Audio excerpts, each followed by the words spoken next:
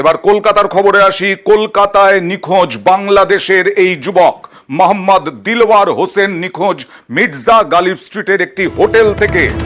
মির্জা গালিব স্ট্রিটের একটি হোটেল থেকে নিখোঁজ এই যুবক পাবনার বাসিন্দা মোহাম্মদ দিলওয়ার হোসেন। মির্জা গালিব স্ট্রিটের হোটেলে ওঠেন দিলওয়ার, চিকিৎসা করাতে এসে কলকাতায় এসে নিখোঁজ। কথা বলবো প্রতিনিধি অমিতের সঙ্গে। অমিত, কি হয়েছিল, কোথায়, কবে এসেছিলেন, এই দিলওয়ার হোসেনের সঙ্গে আর কেউ এসেছিলেন কিনা?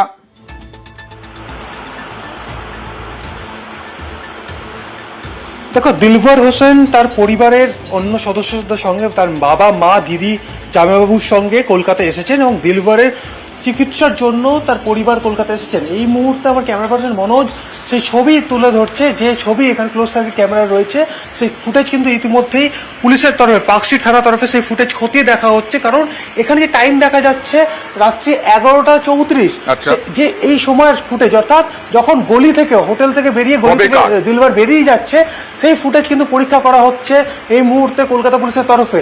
এটা গতকাল রাত্রি, অর্থাৎ 19/6/2024 রাত্রে 11:35 ফুটেজ চেক করা হচ্ছে পুলিশের তরফে, যখন দিলওয়ার হোটেল থেকে বেরিয়ে যাচ্ছে। তার পরিবারের তরফে দিলওয়ার বেরিয়ে যাচ্ছেন এই রাত্রিবেলা, বেরিয়ে গেল এত রাতে, বেরিয়ে গেলেন কাউকে না জানিয়ে।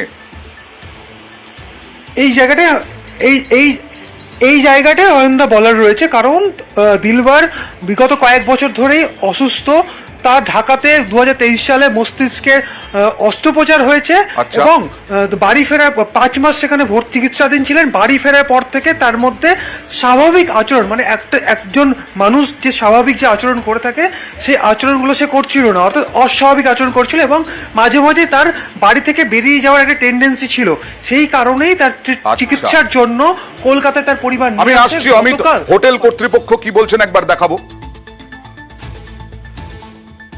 Yesterday, he walked out at about 11, 11:30. That we have seen in the camera recording.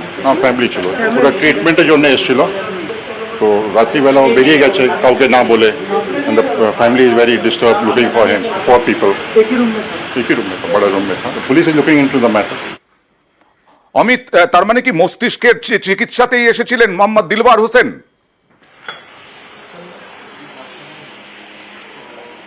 একেবারেই তার মস্তিষ্কের চিকিৎসার জন্যই তার পরিবার তাকে কলকাতা নিয়ে আসে। গতকাল সকালে গিয়ে তাকে ডাক্তার দেখানো হয় এবং সন্ধ্যের পর থেকে তারা হোটেলেই ছিলেন। রাতে খাওয়া দাওয়ার পরে তার মা বাবার সাথে দিলওয়ার ঘুমিয়েছিল। হঠাৎ করে 11:20 নাগাদ তার মায়ের ঘুম ভাঙে, দেখে পাশে ছেলে ঘুমিয়ে নেই। দেখা যাক এখন কলকাতা পুলিশ কিভাবে উদ্ধার করতে পারেন দিলওয়ার হোসেনকে।